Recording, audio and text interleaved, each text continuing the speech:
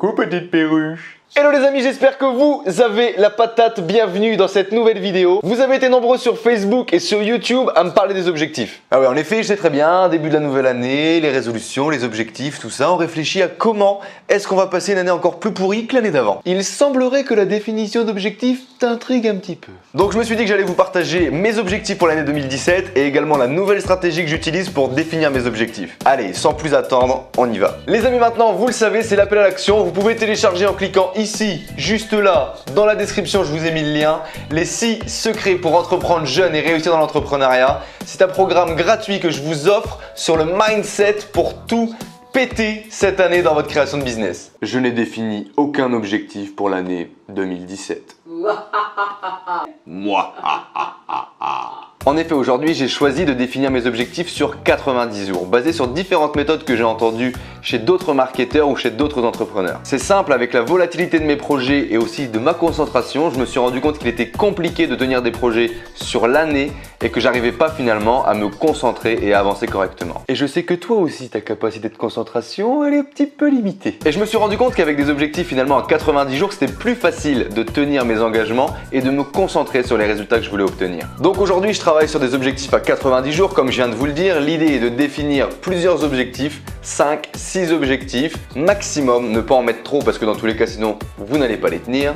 Et de découper ces 5-6 objectifs également en 5-6 sous-objectifs. Il y a des clés qui sont essentielles aujourd'hui pour définir vos objectifs. Il faut les définir en nombre, ajouter une deadline et mettre en face également, je vous le conseille, vos motivations profondes pour tenir vos objectifs. Une fois qu'on a défini nos objectifs sur 3 mois, l'idée est de les définir à la semaine. Vous pouvez également ajouter une étape intermédiaire de les définir au mensuel. Personnellement, je n'ai pas encore testé cette stratégie, donc je vous en parlerai plus tard. L'idée est donc à la semaine de définir tout simplement nos objectifs que l'on va réaliser cette semaine basés sur nos objectifs trimestriels. Grosso modo, vous recopiez un ou deux de vos objectifs trimestriels et vous les mettez à l'échelle de la semaine. Par rapport à ça, vous allez écrire des activités, des tâches que vous allez réaliser pour avancer dans vos objectifs trimestriels et vous allez les placer tout simplement dans vos jours de la semaine. Donc par exemple, vous allez choisir de lundi matin faire l'objectif 1, lundi après-midi l'objectif 2, etc. etc. Arrivé dimanche, vous faites tout simplement le bilan de la liste des activités que vous aviez placées et les résultats que vous avez obtenus. Si vous n'avez pas réussi à tenir vos objectifs, l'idée est de comprendre pourquoi et de prendre en compte vos résultats pour la semaine d'après. Si c'est trop de surmenage ou trop d'objectifs que vous aviez listés, prenez-le en compte. Et tes objectifs annuels, me direz-vous? Eh bien pour les objectifs annuels, du coup, j'ai décidé quand même de lister quelque chose parce que je pense qu'il est important d'avoir au moins une vision quand même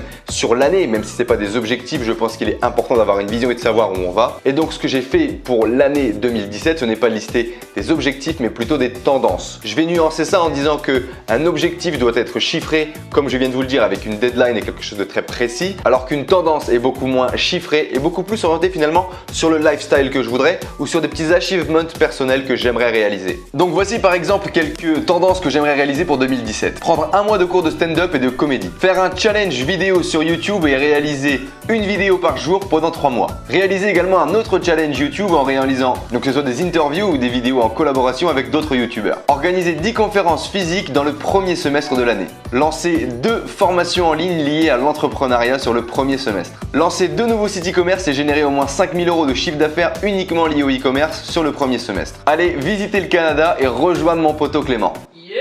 Tenir une routine sportive de 15 minutes tous les matins pendant au moins 6 mois. Lire un résumé de livre ou un podcast audio tous les matins au réveil et effectivement du coup plus généralement tenir ma nouvelle routine matinale. Donc voilà les amis, vous l'aurez compris, l'important pour les objectifs 2017 c'est de savoir où vous allez, comment vous allez le faire.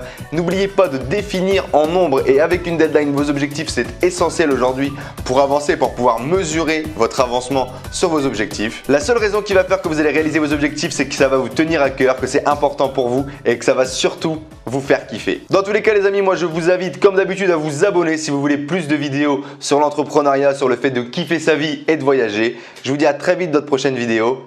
Ciao! Allez Michel, pense à tenir tes objectifs cette année, c'est important. Alors tu peux cliquer ici là, juste là pour t'abonner à la dernière vidéo et là-bas là pour regarder la dernière vidéo qui va passer quoi. Je ne sais plus très bien ce que je raconte. Allez, salut!